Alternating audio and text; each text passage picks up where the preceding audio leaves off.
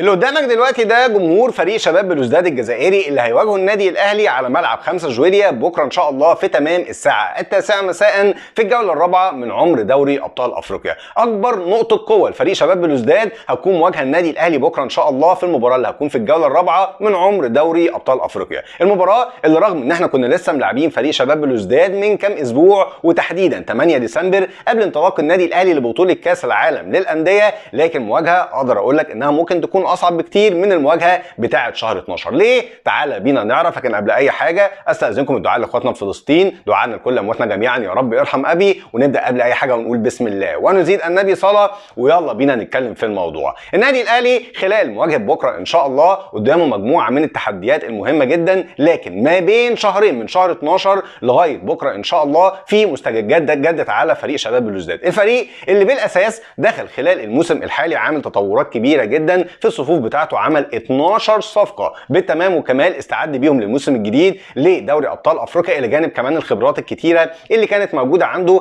خلال البطولات اللي فاتت وتحديدا النسختين او 3 اللي فاتوا. اللي هيزود من صعوبه الماتش ان فريق شباب بلوزداد في سوق الانتقالات الشتوي اللي فات ده عمل تعاقدين مع واحد محور ارتكاز وواحد مدافع، واحد مالي اسمه مامادو سماكا والتاني مهاجم والتاني خط نص مدافع اسمه سفيان بوتشيدا، وده هو لاعب كان موجود في الدوري الكويتي واستعانوا بيه خلال الايام اللي فاتت. باكيتا المدرب البرازيلي مدرب فريق شباب بلوزداد قدر ان هو يفكر بشكل كويس جدا في احتياجاته، ومدرب واقعي جدا زي تصريحاته بالظبط. وهنا نيجي للنقطه الثانيه المهمه بالنسبه لفريق شباب بلوزداد كنقطه قوه هتواجه النادي الاهلي بكره. باكيتا من نوعيه المدربين الواقعيين جدا، مدرب مش بتاع حروب نفسيه، مش بتاع مشاكل، مدرب بيركز مع الفريق بتاعه اكتر من اي حاجه. عشان كده النقطه الثالثه بالنسبه لباكيتا نفسه والاسلوب بتاعه انه بيلعب 4-3-3، نفس الاسلوب اللي مارسيل كولر بيعتمده مع النادي الاهلي بقاله حوالي دلوقتي اكتر من 15 او 16 شهر. نقطه ان انت بتلعب مدرب بيلعب بنفس الخطه بتاعتك، يعني مدرب اريك فاهم الخطه بتاعتك بشكل كويس، عارف مزاياها عارف عيوبها، عشان كده بيكون جيم شطرنج شبه مقفول، وهو ده اللي خلانا نشوف التعادل السلبي اللي كان موجود في القاهره.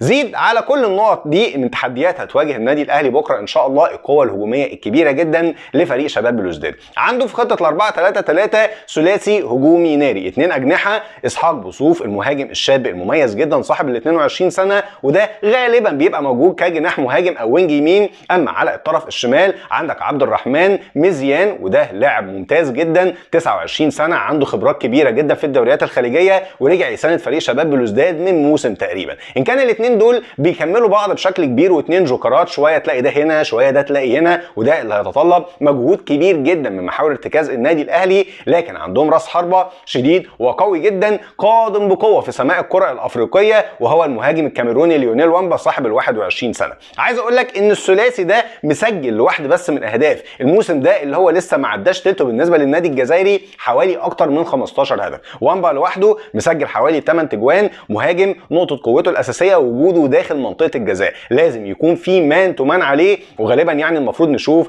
محمد عبد المنعم. طيب حد بعد كل الكلام ده هيقول لي طب ايه يا دوله ايه المشكله بالظبط؟ الفريق ده اللي اتعادل معانا على ارضنا وسط جمهورنا بعد التحسينات الكبيره اللي قام بيها خلال سوق الانتقالات اللي فات، هنقدر نواجهه ازاي واحنا عندنا ما زالت بعض المشاكل؟ اقدر اقول لك اولا كده في نقطه مهمه جدا، ان احنا قمنا بتعديلات زي ما هم قاموا بالظبط. يمكن التعديلات دي جزء كبير مش هيكون حاضر معانا فيها، لكن بخلاف التعديلات دي ما تنساش ان احنا كان عندنا غيابات كتيره جدا موجوده على ارضنا وسط جمهورنا في ديسمبر اللي فات. عايز اقول لك غياب ديانج رب ضاره نافعه. من اكتر المشاكل اللي واجهت النادي الاهلي ومارسيل كولر في ماتش ديسمبر اللي فات هو ديانج، اللي كان مارسيل كولر مصمم ان هو يلعب بيه كمحور ارتكاز رقم 8. وديانج في المركز ده كلنا شفنا من بدايه الموسم ما بيأديش خالص ولا بربع جنيه زي ما بيقولوا كده، لان المركز ده جديد عليه ولسه بيتعرف على الوظائف بتاعته. عشان كده كان وجود ديانج في التشكيل الى جانب محمد مجدي قفشه ده كان ازمه كبيره جدا في المباراه اللي فاتت. يمكن لو كان امام عاشور موجود جنبه كانوا عملوا توازن، ده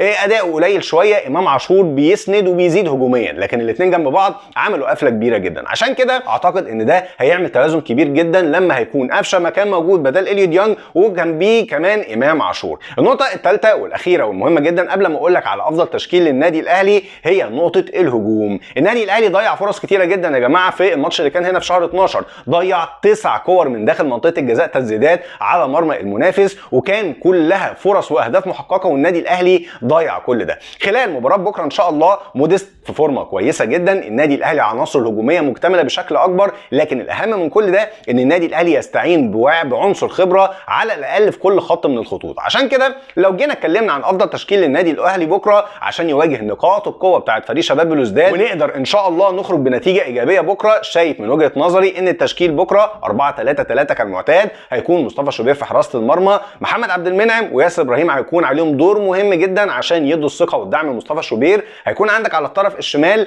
علي معلول، خبراته هو ده عنصر الخبره اللي هنحتاجه في الخط ده تحديدا. على الطرف اليمين شايف ان اكرم توفيق هيدي صلابه دفاعيه اكتر للنادي الاهلي، خاصه ان الفريق الجزائري مش فارق معاه حاجه لان موقفه في المجموعه هيتحدد بشكل كبير جدا على نتيجته على ارضه ووسط جمهوره. لو جينا اتكلمنا عن ثلاثي خط النص، طبعا كالعاده مروان عطيه محور ارتكاز صائب كمحور ارتكاز رقم 6، 2 قدامه هيكون عندك محمد مجدي قفشه وامام عاشور. لكن الاثنين دول عشان ينجحوا شرط مهم واساسي جدا ليهم ان الاثنين يلعبوا على انصاف المساحات، محدش فيهم يدخل جنب موديس، لان الاثنين لما حد فيهم يدخل جنب موديس اولا بيضيعوا المساحات على انطوني موديس، ثانيا خاصه محمد مجدي قفشه ما بيعرفش يلعبها بشكل كويس. يمكن امام عاشور يأدي فيها، لكن محمد مجدي قفشه هنخسره لو قرر مارسيل كولر انه يدفع بيه كلاعب تاني جنب انطوني موديست او كمهاجم وهمي. ومطلوب بشكل كبير جدا بالنسبه للوينجات بتاعتنا رضا سليم، انا شايف ان هو هيكون مهم جدا بوجوده على الطرف الشمال، والشحات كعنصر خبره مهم جدا في خط الهجوم يرجع مؤقتا على الطرف اليمين بديل لبيرسي تاو وغياب للضاوي كريستو. اني شايف ان كريم فؤاد وطاهر محمد طاهر